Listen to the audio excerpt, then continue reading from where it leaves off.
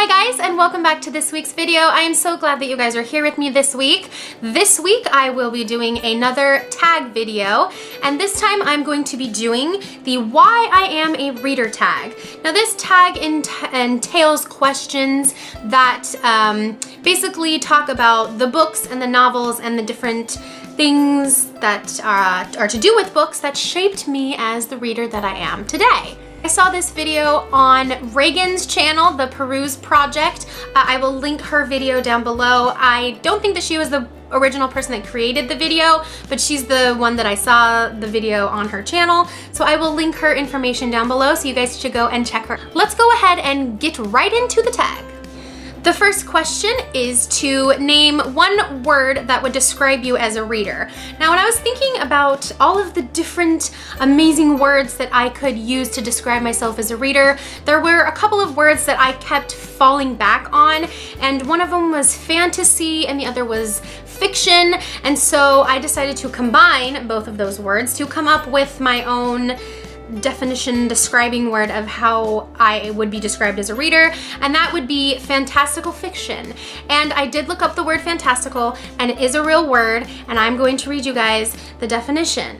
It says, conceived or aspiring as if conceived by an unrestrained imagination, odd and remarkable, bizarre, grotesque, fantastic, fanciful, or capricious as persons or their ideas and actions. So I definitely think that that word describes the type of like books that I love to read. You know, I really love like Harry Potter and Outlander and you know, just different books along that line that, you know, just can't really happen in normal life. And I also really like fiction because it takes you out of real everyday life and puts you into something more exciting and more adventurous. And if you know me in real life, I am pretty much like I'm a homebody, and so I like to be home. I'm not super into like going out and being in huge groups of people. I do like to travel and I do like to go places, but it takes a little bit to get me out of the house and to get on the road. Question number 2 is name the first book that made you fall in love with reading. This, again, another question I had to sit and think about it, but the first books that I remember, like actually really remember reading, were the Little House on the Prairie series by Laura Ingalls Wilder. And my mother actually gave me like the set of all of the books when I was, I don't know, maybe like 7 or 8. And I remember sitting in my room. My brother and I shared a room at the time, and we had bunk beds, and I had the top bunk because I was the older sibling. But I remember sitting up on the top bunk with like a flashlight late at night and just like devouring these books and thinking that they were so cool because the life of the characters, I think the main character's name was Laura, based off of the author, but I think that the main character, like I was so just like excited and interested in her way of life because it was so incredibly different than mine that all I wanted to do was sit and read these stories and to find out what happened next to the main character of the stories. So yeah, definitely Little House on the Prairie were the first books that kind of started my love affair with reading. Question number 3 is, do you prefer paperback or hardback? Now, aesthetically, I really like the way that hardcover books look on a shelf. I think that they line up nicely and that they're just, you know, they look picture perfect. But like for reading experience, I really love just big floppy paperback books. I feel like they can, you know, stay open on my legs a lot easier. I feel like the binding in the spine isn't like stiff, and I don't need to feel like I have to break the book to like make it easier to read.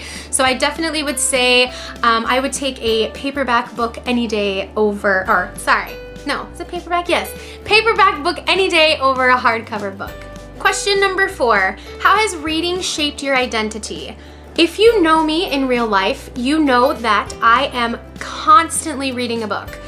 It doesn't matter what time of the year, it doesn't matter if I'm in school, it doesn't matter if it's summer, it doesn't matter holidays, whatever time of the year it is, I am always reading, and it's just something that I've always loved to do. I've always been that girl that had a book with her at any time. I take books with me wherever I go. Now I have my Kindle on my iPad, so I don't have to lug, you know, like heavy books with me everywhere I go, but I read about many different characters that have completely different lives and circumstances circumstances than I've lived.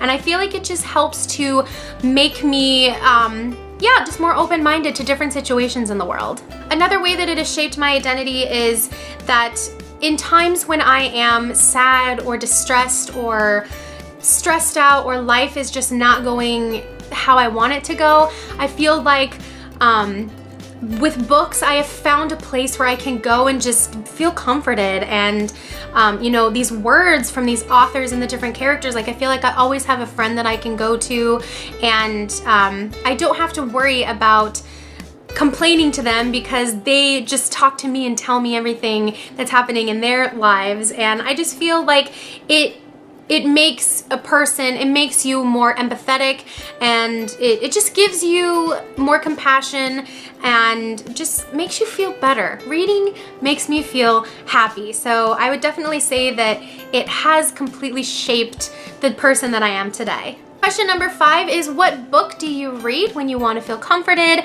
And once again, if you've been watching these videos, you'll know that I absolutely love the Harry Potter series.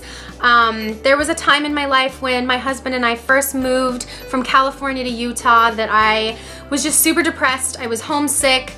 We didn't have any friends. It was really cold and dreary outside all the time. So I just went through this phase where I read Harry Potter like 5 times in a row. I would start at book 1, read through the entire series, get to the end, and restart it. And it was just, it made me feel better. It made me feel happier. And it took me, like, again, I know I keep like reiterating this, but it took me from all of the stress and the struggles that I was having in my life, and I could go into these novels, and just the magic and the fantastic storylines just really drew me out of my sadness and put me in a happy place. That's one thing that I love about reading so much, is that it can completely take you out of any situation and just make you forget about it for a while, and you can temporarily be in the life of somebody else and in the shoes of somebody else, and you don't really have to stress about what they're going through because it's not happening to you. And I don't know if I'm making any sense, but reading is just something magical, and I am incredibly thankful for it, and I love it. Question number 6, who influenced you or taught you to be a reader? And I would definitely say the first person that I remember really like instilling the love of reading in me was my mom. She has always been a reader. I was actually talking to my dad about this the other day and asking him, like, when I was little, did I struggle with reading when I started reading? Did I gravitate toward it really quickly? And he told me that, like, as soon as I was able to read, like I would instantly just want to read everything that was in my grasp. And my mom was the first person that, you know, would read all of these books to me. And I remember they got me this Disney book set once when I was little, and it was like this huge plastic container that had all of the Disney stories, Aladdin, The Jungle Book, and The Little Mermaid, and Beauty and the Beast, and, you know, just the classics, Snow White and so forth. And the books came with little tapes, and I remember putting the tapes in the cassette player, and I couldn't like really read yet, but I was able to follow the words with the tape. And I just like vividly remember sitting with my mom when she got me these, and she would just point out everything to me, and would, like, you know, be like, look, oh my goodness, like, look at that, isn't that amazing, and it's so beautiful, and look how pretty the character is. So I would definitely say my mom was the like biggest contributor to my love of reading and the person that I am as a reader today. Question number 7 wants me to describe my ideal reading location or my reading lounge. And as most people probably want to be, I love to be like super comfortable and relaxed when I'm reading. So I would say like an open space that had like a really comfy recliner that like you could just fall into and like would just cradle your body, really fluffy and like pillowy and soft, and has like a fireplace and huge windows that look outside, because one thing I love is just is being able to look outside while I'm reading. I don't know why, but I really like that and enjoy it. So just a place where I could fall into a chair, be super comfortable, be able to see outside. Maybe it's snowing out, maybe it's like around the fall or Christmas, or it's snowing or raining or something along those lines. I do love it to be sunny when I'm reading too, but I don't necessarily like to be inside all of the time when it's sunny. But if it's like crappy weather, then I have extra excuse to stay inside and read a book. So I would definitely say comfy, cozy, warm, smells like apples and cinnamon and pumpkin. So basically like a fall reading lounge. So yeah, that's what I would say. And the last question is, what book changed the way that you saw the world? And this book was like the first huge book that I read, and that is Little Women by Louisa May Alcott. This is my copy of Little Women. It's a big, beautiful, like bound book. My aunt got it for me when I was a teenager, I think. Maybe I was like 12 or so, I don't remember, but it's just so pretty. Like, it has like the little gold writing and then the title on the side. But this book completely changed the way that I looked at everything in the world, because being a girl can be so confusing and can be so challenging in every aspect of everyday life. I'm not saying that being a man isn't challenging, but being a woman is challenging in different ways. I feel like this story helped me to like understand different things that I was going through as I was growing up. You know, all of the main characters besides like one character are female, and so it was able to help me kind of like relate myself to the different characters in the book.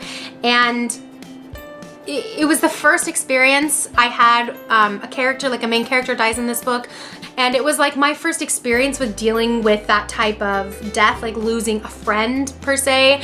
And I just feel like after reading this book, I looked at things a little bit differently, and it kind of made me want to be, you know, a stronger, independent woman. And I feel like a lot of the characteristics that these characters have in this book, a lot of the like personality traits, I embody in myself now. And yeah, I love this book, and I haven't read it in so long, and I really would love to read it again. But this definitely is the book that changed me as a person. All right, you guys, that is it. Thank you so much for watching. I hope you enjoyed this video. I think that it was very enlightening, at least for me when I was answering the question, so I hope it was enlightening to you. If you guys would like to make a video response, I would love to see it. Thank you again so much for watching. Don't forget, pick up a book, immerse yourself, and I will see you in my next video. Bye!